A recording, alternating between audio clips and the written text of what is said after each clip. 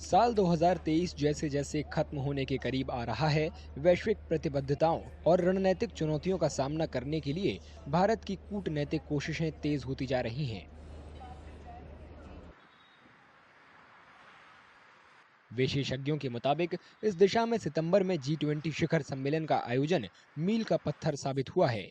इस सम्मेलन में हिस्सा लेने के लिए दुनिया भर के नेता दिल्ली में जुटे और अंतर्राष्ट्रीय स्तर पर सहयोग की इच्छा जताई। We were able to host G20 in a very productive manner. We had substantive outcomes because our national priorities were now reflected through a multilateral platform. You have seen the India bidding for hosting Olympics in the future. We are bidding for the hosting COP 33, and this confidence has come from the successful organization of the G20. 2023 Bharat America संबंध के नजरिए से ऐतिहासिक रहा। राष्ट्रपति Joe Biden जून में राजकीय यात्रा पर भारत आए और प्रधानमंत्री नरेंद्र मोदी ने उनकी मेजबानी की। उन्होंने भारत की अध्यक्षता में G20 की कामयाबी पक्की करने के लिए नई दिल्ली की यात्रा की। मोदी फ्रांस की बेहद सफल यात्रा के दौरान 14 जुलाई को पेरिस में आयोजित बेस्टिल डे परेड में बतौर सम्मानित अतिथि के रूप में शामिल हुए। फ्रांस के राष्ट्रपति इमैनुएल मैक्रों ने नई दिल्ली में 75वें गणतंत्र दिवस समारोह में बतौर मुख्य अतिथि शामिल होने के लिए पीएम मोदी का न्योता स्वीकार किया। इस साल खालिस्तानी उग्रवाद से जुड़ी खबरें देसी विदेशी मीडिया की सुर्खियों में रहीं। नई दिल्ली ने अमेरिका और कनाडा समेत पश्चिम के कुछ देशों से वहां चल रही अलगाववादी की गतिविधियों पर नाखुशी जताई। नई दिल्ली ने कहा कि ये तत्व वहां से भारत विरोधी और खालिस्तान का प्रचार कर रहे हैं।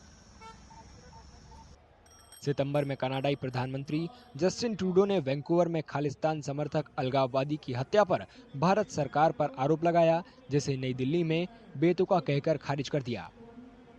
नवंबर में अमेरिकी न्याय विभाग ने न्यूयॉर्क की एक संघीय अदालत में अभियोग दायर कर कहा कि उसने एक अमेरिकी नागरिक की हत्या की साजिश का खुलासा किया है। हालांकि निवासी का नाम नहीं बताया गया, लेकिन मीडिया रिपोर्टों में उसकी पहचान अलगाववादी सिख नेता गुरवंत सिंह पन्नू के रूप में की गई। पन्नू भारत में प्रतिबंधित संगठन सिख फॉर जस्टिस का नेता है।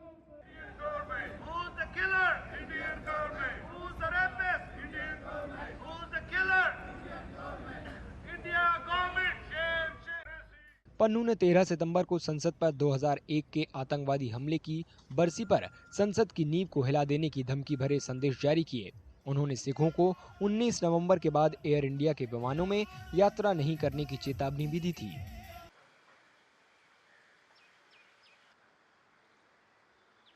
We have a very deep relationships. In such relations, sometimes, irritants have come. And India's basic policy is not to kill anybody in outside, We don't have this sort of getting people killed. Our intelligence agencies or our security agencies have never been indulged in such activities. मध्य पूर्व में अरब देशों और Israel के साथ अपने संबंधों को संतुलित करने में जुटे भारत के सामने इजराइल हमास संघर्ष में राजनयिक दबाव बढ़ गया है। भारत ने 7 अक्टूबर को इजराइल पर हमास के आतंकवादी हमले की निंदा की, जिसमें करीब 1200 लोग मारे गए थे। हमले से बौखलाए इजराइल ने गाजा में हमास के खिलाफ बड़े पैमाने पर जवाबी हमले शुरू कर दिए, जिसमें बड़ी संख्या में फिलिस्तीनी नागरिकों समेत हजारों लोगों की जान चली गई।